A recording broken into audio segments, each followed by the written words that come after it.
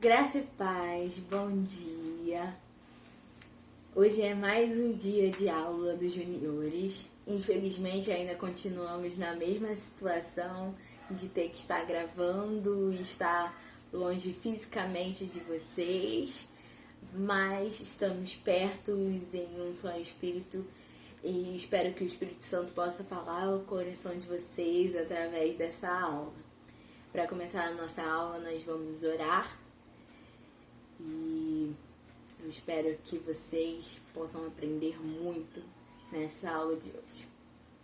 Senhor, meu Deus eterno Pai, muito obrigada por mais um dia. Muito obrigada por mais uma vez estar na Tua presença, ó Pai.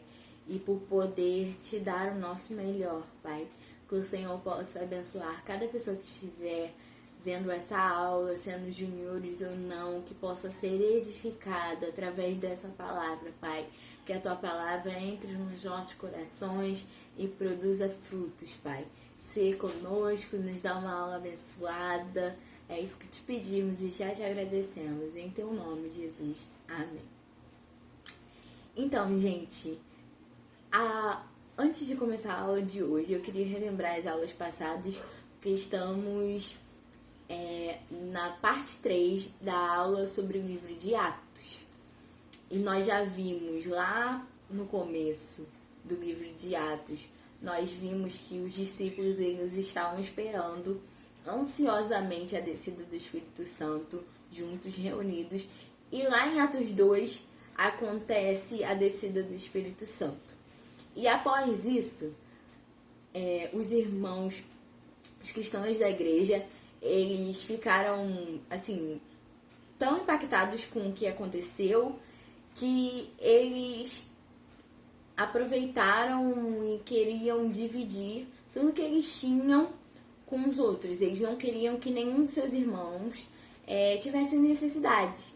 Então, o que eles faziam? Eles vendiam suas casas, suas propriedades e dividiam com os outros. E assim, todos continuavam unidos e perseverando em oração.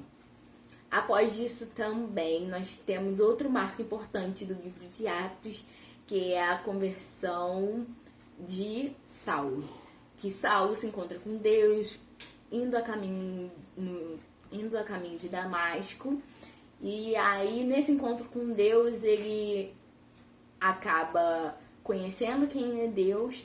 E aí, ele já muda a sua personalidade, o seu nome também é mudado para Paulo, que é o apóstolo que nós vamos falar hoje também na nossa aula.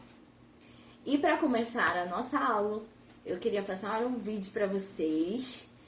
E espero que vocês prestem atenção no vídeo, porque vai ser muito importante para a aula de hoje.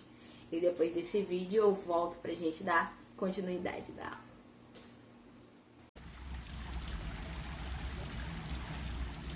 Havia em Cesareia um homem chamado Cornélio, centurião do regimento conhecido como italiano. Ele e toda a sua família eram piedosos e tementes a Deus, davam muitas esmolas ao povo e oravam continuamente a Deus.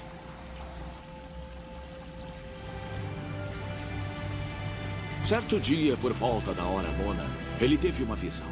Viu claramente um anjo de Deus que se aproximava dele e dizia: Cornélio. Cornélio, com medo, olhou para ele.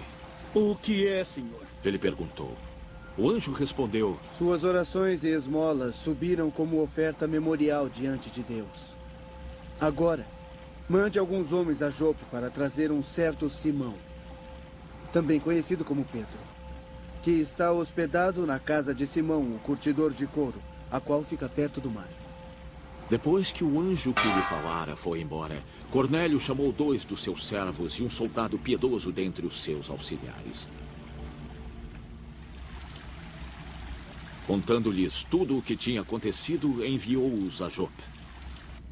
No dia seguinte, por volta da hora sexta, enquanto eles viajavam e se aproximavam da cidade, Pedro subiu ao terraço para orar. Tendo fome, queria comer. Enquanto a refeição estava sendo preparada, sobreveio-lhe um êxtase. Viu o céu aberto e alguma coisa semelhante a um grande lençol que descia à terra, preso pelas 4 pontas, contendo toda a espécie de quadrúpedes, bem como de répteis da terra e aves do céu. Então uma voz lhe disse: Levante-se, Pedro. Mate e coma. Mas Pedro respondeu: de modo nenhum, Senhor. Jamais como algo impuro ou imundo. A voz lhe falou segunda vez: não chame impuro ao que Deus purificou. Isso aconteceu 3 vezes. Em seguida, o lençol foi recolhido ao céu. Enquanto Pedro estava refletindo sobre o significado da visão, os homens enviados por Cornélio descobriram onde era a casa de Simão e chegaram à porta. Chamando, perguntaram se ali estava hospedado Simão, conhecido como Pedro. Enquanto Pedro ainda estava pensando na visão, o Espírito lhe disse: Simão, 3 homens estão procurando por você. Portanto, levante-se e desça. Não hesite em ir com eles, pois eu os enviei.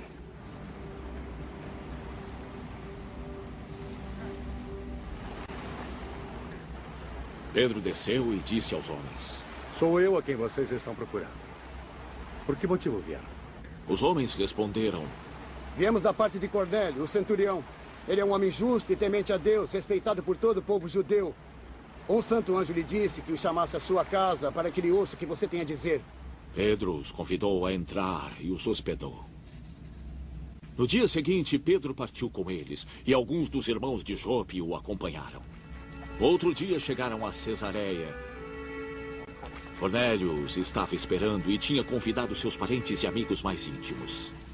Quando Pedro entrou na casa, Cornélio foi ao seu encontro, prostrou-se aos seus pés e adorou-o. Mas Pedro o fez levantar-se. Levante-se. Ele disse: Eu também sou um homem.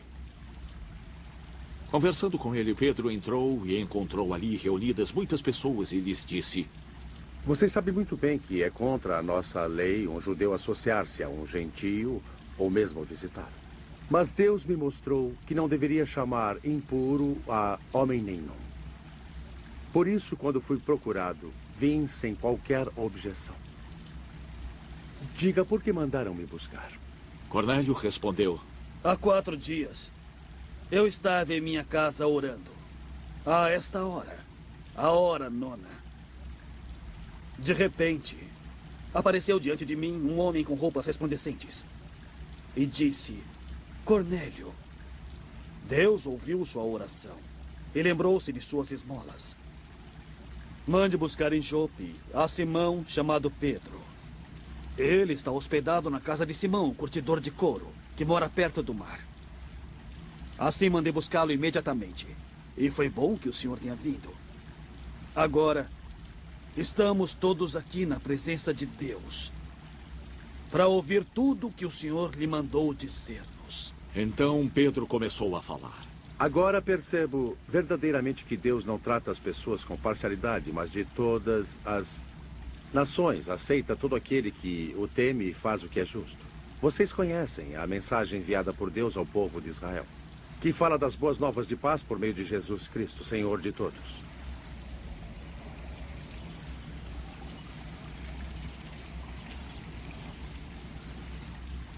Sabem o que aconteceu em toda a Judéia, começando na Galileia, depois do batismo que João pregou, como Deus ungiu a Jesus de Nazaré com o Espírito Santo e poder.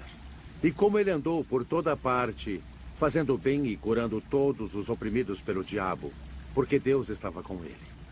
Nós somos testemunhas de tudo o que ele fez na terra dos judeus e em Jerusalém. A este mataram, suspendendo-o num madeiro. Deus, porém, o ressuscitou no 3º dia e fez com que ele fosse visto. Não por todo o povo, mas por testemunhas que designara de antemão. Por nós, que comemos e bebemos com ele, tendo ressuscitado dos mortos. Ele nos mandou pregar ao povo e testemunhar que este é aquele a quem Deus constituiu juiz de vivos e de mortos. Todos os profetas dão testemunho dele, de que todo aquele que nele crê recebe o perdão dos pecados mediante o seu nome. Enquanto Pedro ainda estava falando estas palavras, o Espírito Santo desceu sobre todos os que ouviam a mensagem.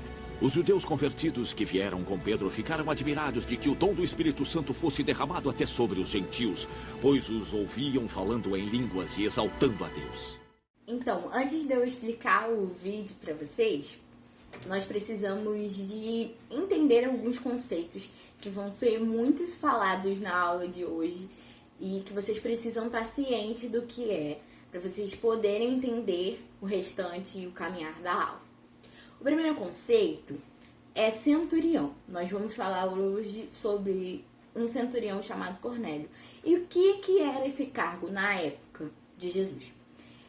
Esse cargo significava que aquele homem ele era responsável por uma classe de 100 soldados. Então era isso que significava centurião.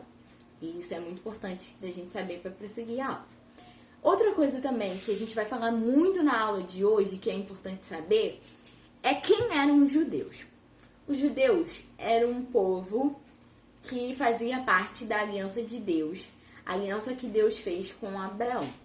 E essa aliança se manifestava assim, da seguinte forma: todas as pessoas que eram consideradas judeus, elas passavam por um ritual, né, uma cerimônia chamada circuncisão. E como é que era feito? Quando essas crianças, os homens nasciam, eles eram levados até o templo e eles eram circuncidados, que essa cerimônia significava que eles tinham que cortar uma parte da pele do órgão reprodutor masculino e eles acabavam sendo marcados, né? Era como se fosse uma marca. E aí eles eram considerados e chamados judeus. O povo que tinha uma promessa lá desde Abraão, um povo escolhido por Deus, e que lá na frente a gente vai ver que esse povo, a salvação primeiramente era para eles, mas a princípio eles não receberam muito bem Jesus quando ele veio na terra. Eles não acreditavam que Jesus era o Filho de Deus. E a salvação acabou sendo estendida para todos. E é sobre isso que a gente vai falar na aula de hoje. E também é importante a gente entender quem são os gentios. Gentios era, naquela época e até hoje, né? Mas era um termo muito usado naquela época, pessoas como nós, pessoas que não são judeus e que foram alcançados com a salvação através da graça. Então isso é muito importante saber para a aula de hoje. E outro ponto também importante para saber é sobre a acepção de pessoas. O que seria a acepção de pessoas? É quando a gente não olha para as pessoas assim, num todo. E aí a gente acaba olhando para as pessoas individualmente. Mas isso é ruim? Não é ruim. Só que nesse conceito de acepção de pessoas acaba se tornando ruim. Por quê? Porque é como se fosse uma discriminação das pessoas. E aí, às vezes, a gente acaba discriminando as pessoas pela cor, pela sua opinião, pela sua classe social, pela sua preferência política. E isso é que se consiste na acepção de pessoas. E aí a gente acaba se afastando dessas pessoas.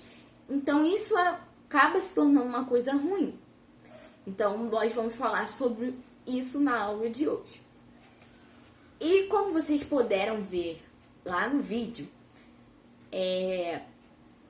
Cornélio, que era um centurião, que vai ser uma figura muito importante para a nossa aula de hoje, ele foi uma pessoa alcançada por Deus. Ele era um homem temente a Deus, só que ele não era judeu, ele era gentil. E isso a gente vai ver aqui em Atos. Espero que vocês estejam com suas Bíblias em mãos, porque nós vamos usar muito a Bíblia hoje. Nós vamos usar principalmente o capítulo 10 e 11 de Atos. E nós vamos ler aqui em Atos 10, 2, que diz assim: piedoso e temente a Deus, com toda a sua casa, o qual fazia muitas esmolas ao povo e de contínuo orava a Deus. Isso é falando de Cornélio. Então ele era um homem temente a Deus, mesmo não sendo judeu.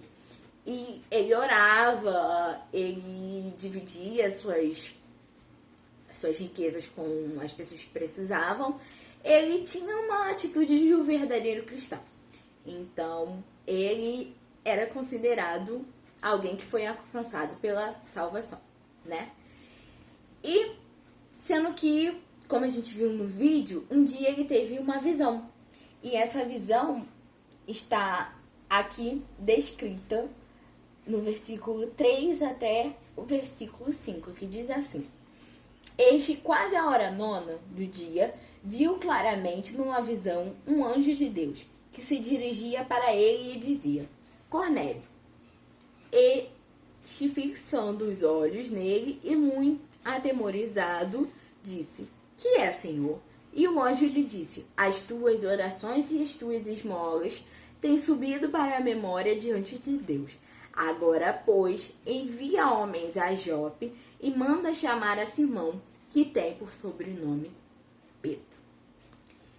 Então, como vocês podem ver aqui nos versículos e no vídeo, Cornélio tem uma visão e nessa visão o anjo fala para ele que as orações dele foram ouvidas, que Deus estava se agradando do que ele estava fazendo e orienta que ele vá chamar Pedro. E no versículo 5 ele manda alguns homens de sua confiança chamar a Pedro. E só que ao mesmo tempo, enquanto Cornélio teve essa visão e manda chamar Pedro, Pedro também teve uma visão que a gente vai ver agora nos versículos de 10 a 15, que diz assim: E tendo fome, quis comer. Enquanto lhe preparavam, sobreveio um arrebatamento de sentidos. Isso é Pedro. E viu o céu aberto e que descia um vaso, como se fosse um grande lençol atado pelas 4 pontas, vindo para a terra, no qual havia de todos os animais quadrúpedes, 4 patas, répteis da terra e aves do céu. E foi-lhe dirigida uma voz: Levanta-te, Pedro, mata e come. Mas Pedro disse: De modo nenhum, Senhor, porque nunca comi coisa alguma comum e imunda.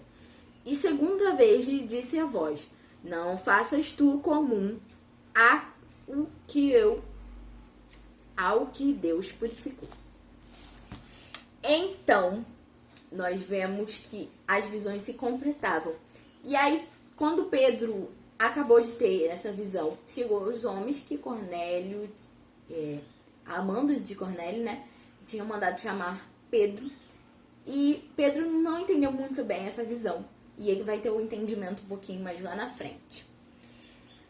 E enquanto isso tudo se passava, enquanto Pedro não chegava na casa de Cornélio, Cornélio esperava Pedro ansiosamente. E isso a gente vê no versículo 33, que diz assim: E logo mandei chamar-te, e bem fizeste em vir.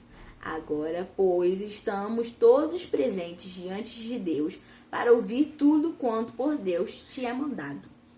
Então, Cornélio, ele sabia que alguma coisa boa viria de Pedro e que só Pedro poderia, assim, esclarecer a visão que ele tinha tido e que alguma coisa a partir daquele momento ia acontecer. Ele tinha ciência disso. E aí, quando Pedro chegou, ele teve a certeza de que a visão dele, o que Deus tinha mostrado para ele através daquela visão, era que o evangelho, ele também se aplicava aos gentios, ele também poderia ser para os gentios. Isso a gente vai ver no versículo 34 e 35, que diz assim: E abrindo Pedro a boca, disse: Reconheço por verdade que Deus não faz acepção de pessoas. Lembra que a gente falou de acepção de pessoas lá no início? Então Pedro, ele entende que Deus não faz acepção de pessoas. Porque Pedro, antes, ele pregava só para os judeus. Então, para ele, a salvação não era para os gentios, era só para os judeus. E no 35 fala assim: Mas que lhe é agradável a Deus, que em qualquer nação o teme e faz o que é justo. que Pedro entendeu que aquele que temesse a Deus, que acreditasse que Deus existe, que tivesse fé, também poderia ser alcançado pela salvação. Então a gente vai falar sobre isso ao longo da nossa aula e a gente vai poder entender que o evangelho ele é tão amplo que ele consegue alcançar a todos sem distinguir pessoas. Ele é para alcançar a todos. E é isso que a gente vai entender. E lá em Atos 10, do 44 ao 48, nós vemos o que aconteceu lá na casa de Cornélio. E dizendo Pedro ainda essas palavras, caiu o Espírito Santo sobre todos os que ouviam a palavra. E os fiéis que eram da circuncisão, todos quantos tinham vindo com Pedro, maravilharam-se de que o dom do Espírito Santo se derramasse também sobre os gentios. Porque os que ouviam falar em línguas e magnificar a Deus. Respondeu então Pedro: pode alguém, porventura, recusar a água para que não sejam batizados estes que também receberam como nós o Espírito Santo? E mandou que fossem batizados em nome do Senhor. Então rogaram-lhe que ficasse com eles por alguns dias. Então o que aconteceu naquele momento, na casa de Cornélio? Desceu o Espírito Santo sobre eles, eles foram batizados com o Espírito Santo, todos que estavam ali na casa de Cornélio, falaram em línguas, e os judeus que estavam junto com Pedro viram que os gentios também poderiam provar daquilo que eles já tinham provado.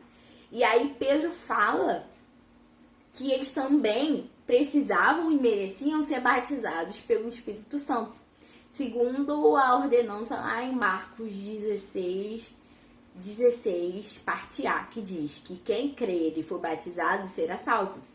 Então,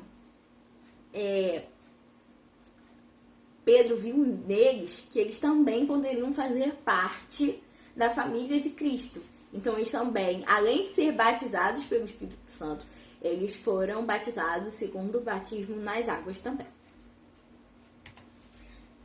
E avançando mais um pouco, nós vamos para o capítulo 11, do 1 ao 18, que eu não vou ler, mas vocês leem depois, que diz que Pedro, ele era responsável por uma igreja e ele retorna a essa igreja. E quando ele retorna a essa igreja, ele vai contar tudo o que aconteceu na casa de Cornélio. E os irmãos daquela igreja ficam assim, espantados e ao mesmo tempo maravilhados e começam a glorificar a Deus, porque eles viram também, eles também puderam reconhecer que os gentios também poderiam e já tinham sido alcançados com a salvação. Coisa que eu sei que eu tô frisando desde o início, mas é uma coisa assim, pra gente hoje é normal, mas pra eles não era normal. Pra eles só os judeus poderiam ser salvos. E aí, com esse fato da casa de Cornélio, aconteceu assim uma grande mudança na história do evangelho, porque as pessoas começaram, isso começou a ser passado à frente e o evangelho começou a ser pregado e divulgado por mais lugares. Então a gente vê que um fato que parece assim, a gente olha e parece pequeno, mas que mudou a história do evangelho a partir desse fato. E a gente vê lá em Atos 11, 19, que diz assim: e os que foram dispersos pela perseguição que sucedeu por causa de Estevão, caminharam até Fenícia, Chipre e Antioquia, não anunciando a ninguém a palavra, senão somente aos judeus. Depois que Estevão, que é considerado um mártir, porque ele morreu por amor de Cristo, apedrejado, foi morto, o que aconteceu? Os cristãos começaram a ser perseguidos. E aí eles começaram a se espalhar. E como eles começaram a se espalhar, o evangelho começou a ser pregado em outros lugares. Porque eles estavam reunidos, né? Lembra que eu falei que eles estavam reunidos lá em Atos 2? Então eles continuaram reunidos. Só que a partir da perseguição eles começaram a se espalhar. E o evangelho começou a se espalhar e ser pregado em outros locais também. E a gente vai ver aqui em Atos 11, 25, que diz assim: E partiu Barnabé para Tarso a buscar Saulo, que era Paulo, né? Que eu falei para vocês que eles mudaram o nome, que ele teve o nome mudado. E achando-o, conduziu para Antioquia. Esse conduziu para Antioquia é aí que começam as viagens de Paulo, que ele vai começar a viajar. E quando Paulo começa a viajar, né? Ele começa a viajar e a partir disso, lá em Antioquia, ele começa a viajar. Essa viagem acaba marcando, tipo assim, o início da fusão, né? A junção da missão de Pedro e de Paulo. Porque antes Pedro, ele só pregava para os judeus. Ele achava que a salvação era só para os judeus. E lá, com o fato da casa de Cornélio, ele começa a ver que não, que é para os gentios também, é para todo mundo. E aí a missão de Paulo era pregar para os gentios. E acaba que Pedro também começa a pregar para os gentios. Então, já não tem mais distinção, né? Eles começam a ser uma missão única. A missão, eles estão pregando ao mesmo tempo e acabam pregando para povos iguais agora. Todo mundo está pregando para os gentios e para os judeus e sem fazer distinção desse povo. Então, o conceito de acepção de pessoas já não começa a imperar mais. Porém, a gente vê lá em 1 Coríntios, vamos abrir comigo, em 1 Coríntios 3, do 4 ao 6, que o povo em si tinha essa dificuldade. Por isso que Pedro, ele precisou de um acontecimento para poder entender isso, porque o povo já tinha essa dificuldade de aceitar que o evangelho era para todo mundo. E a gente vai ver isso agora, em 1 Coríntios 3, do 4 ao 6, que diz assim: Porque dizendo um, eu sou de Paulo, e o outro, eu de Apolo, porventura não sois carnais? Pois quem é Paulo e quem é Apolo, senão ministros pelos quais crestes, e conforme o que o Senhor deu a cada um? Eu plantei, Apolo regou, mas Deus deu o crescimento. Então esse versículo diz que Apolo era também, assim como Pedro, um representante que pregava o evangelho para os judeus e Paulo para os gentios. Só que o povo começou, naquela época, lá em Coríntios, falar: olha, eu sou de Paulo, eu sou de Apolo. Só que o evangelho, o que eles não entendiam era que o evangelho era de Cristo, sabe?